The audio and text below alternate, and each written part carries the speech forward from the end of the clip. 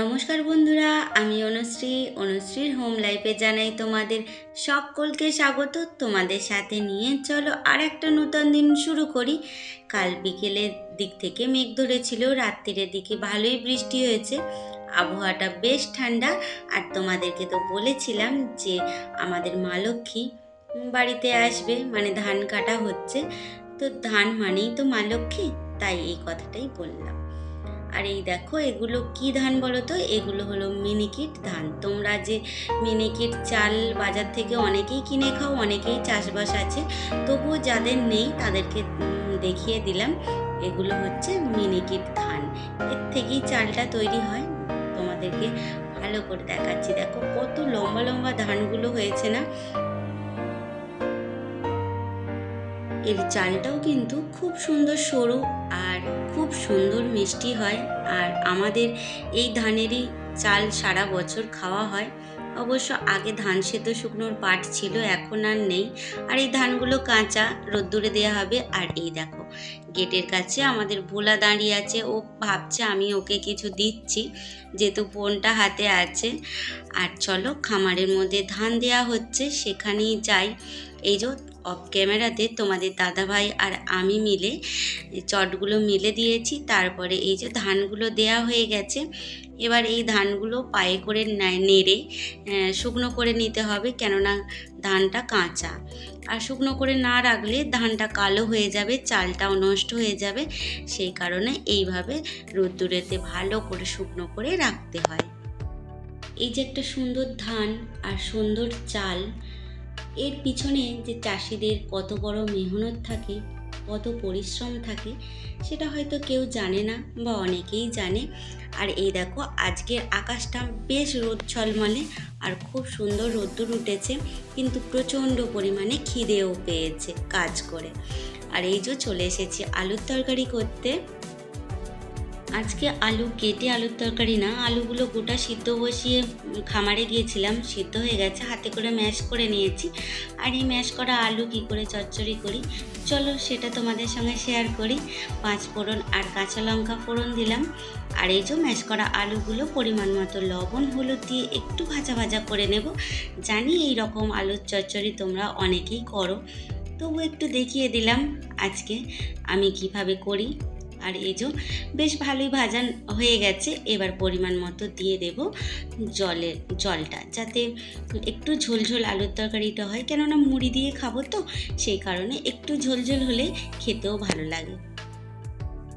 আর এই আলুর তরকারিটা বিশেষত্ব হলো, আমি এই আলুর তরকারিটা একটু গোলমরিচ গুঁড়ো দিয়ে করি। এই যে একটু ব্ল্যাক পেপার দিয়ে দিলাম।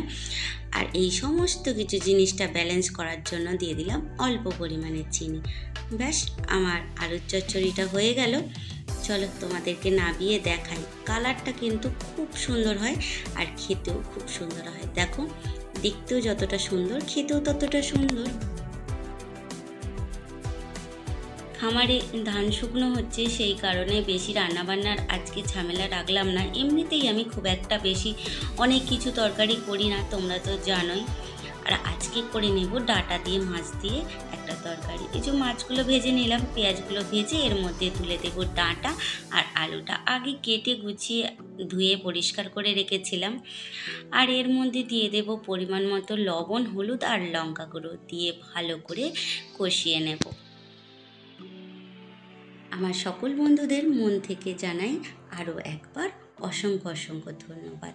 আর নতুন বন্ধু আজকে প্রথম যারা দেখছো, তোমাদের যদি কোনো অংশে আমার ভিডিও ভালো লেগে থাকে, তাহলে প্লিজ চ্যানেলটা সাবস্ক্রাইব করে আমার পাশে থেকে যেও। আর এই দেখো, তোমাদের সঙ্গে কথা বলতে বলতে মশলাটা আমার কষানো হয়ে গেছে। এবার সিদ্ধ হওয়ার জন্য যে পরিমাণ জলের দরকার সেই পরিমাণে দেবো, কেননা তরকারিটা একটু শুকনো শুকনো হবে। আর কিছুক্ষণ পরে ফিরে এলাম, দেখো রান্নাটুকু আমার হয়ে গেছে, তোমাদের সঙ্গে সেটুখানিও শেয়ার করলাম। আর করে নিয়েছিলাম আমের একটু চাটনি। ব্যাস, এই হলো দুপুরের লাঞ্চ মেনু। দেখো বন্ধুরা, কলমি শাকগুলো একবার তুলেছিলাম, সেটা তোমাদের সঙ্গে তো শেয়ার করেছিলাম। আবার দেখো বেশ বড় বড় হয়ে গেছে। আর এই যে কড়াই গাছগুলোতে আমার ফুলও ধরেছে। আর বেশিরভাগ তো এখন রাত্রির দিকে জল দিই, তাই তোমাদের সঙ্গে আর শেয়ার করা হয় না।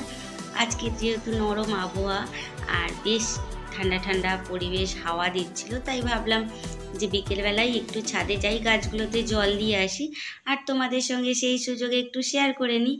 দেখেছো কদিন আগে রোদ্দুরে পাতাগুলো কেমন সাদা হয়ে ঝলসে গেছিল, মনে হচ্ছিল যেন আগুনের তাপে কেউ পুড়িয়ে দিয়েছে, এত প্রচণ্ড পরিমাণে আগুনের মতো সূর্যের আলোটা ছিল।